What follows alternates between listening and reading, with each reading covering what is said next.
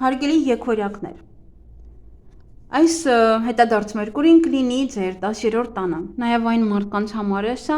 ում ձուկ նշանը, ում քարտեզում ձուկ նշանը գտնվում է 10-րդ տանը։ Եկօրյակների կառավարիչը, կառավարող մոլորակը Մերկուրին է, դրա համար հետադարձ Մերկուրի ազդեցությունը նրանց վրա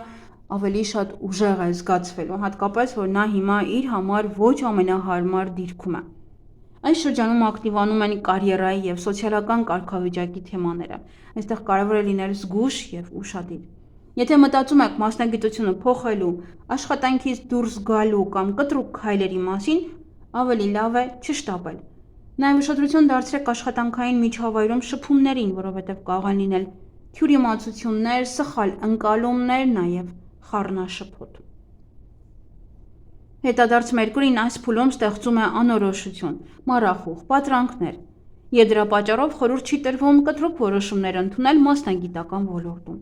Փոխարենը սա շատ լավ ժամանակ է վերանայելու ձեր մասնագիտական հետաքրքրությունները, հասկանալու ինչն է ձեզ իրականում հետաքրքրում և ինչ ուղղությամբ եք ուզում զարգանալ։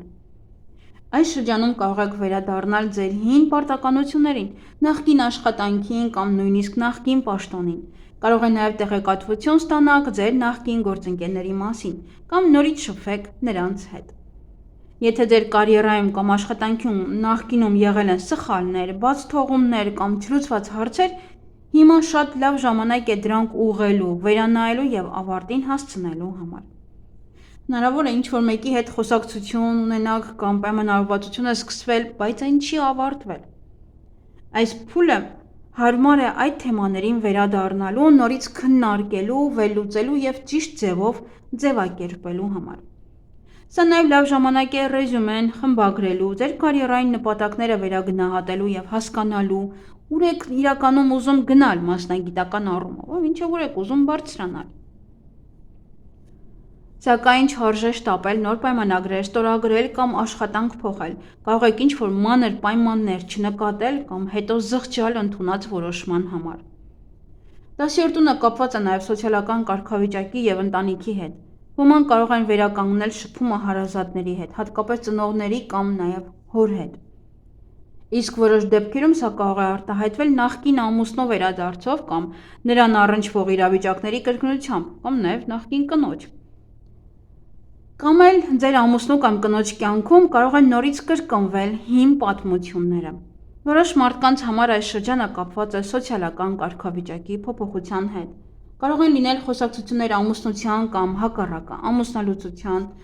մասին։ Ոմանց մոտ կարող է առաջանալ անհրաժեշտություն լրացուցիչ փաստաթղթեր, տեղեկանքներ կամ սերտիֆիկատներ ձևակերպելու կամ հաստատելու համար։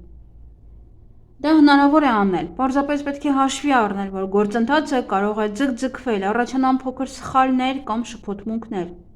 Այդ պատճառով կարևոր է ամեն ինչ մանրակրկիտ ստուգել և չանհանգստանալ։ Կարող է կրկին ակտիվանալ անշարժ գույքի թեման, վաճառք, բանակցություններ և վերանայում։ Սակայն նոր գույք զրոյից գնել ցանկալի չէ։ Բացառություն կարող են լինել այն դեպքերը, երբ նախկինում արդեն բանակցել եք, հետո գործընթացը կանգ է առել և հիմա վաճառողը նորից է կապ հաստատում, օրինակ գինը նվազեցնելով։ Ասում է արի ես քեզ այսքանով կտամ։ Այդ դեպքում հնարավոր է հաջող համաձայնություն միմյանց հետ։ Բայց եթե խոսքը լրիվ նոր ընտրության մասին է, ապա այս շրջանում կարող եք որոշում կայացնել զուտ էմոցիոնալ հիմքով, ոչ թե տրամաբանորեն։ Օրինակ տունը կարող է պարզապես դուր գալ իր դեկորացիայով, մանրուքներով, բայց ոչ իրական պայմաններով, դրա համար շատ կարևոր է զգույշ լինել և չշտապել։ Նույնը վերաբերվում է նաև վաճառքին, հնարավոր է ցանկանաք ինչ-որ բան վաճառել, բայց իրականում դա ձեզ պետք չէ։ Այսինքն այդ ապրանքը պետք է ձեզ, իսկ վաճառքը պետք չէ։ Դրա համար այս թեմաներում ևս պետք է լինել ուշադիր, հանգիստ և բազմակի անգամ ստուգել ձեր որոշումները։ Ահա այսպիսին է ձեր կանխատեսումը, հարգելի եկօրյակներ, հուսով եմ այն օգտակար էր ձեզ համար։ Մինչ նոր հանդիպում։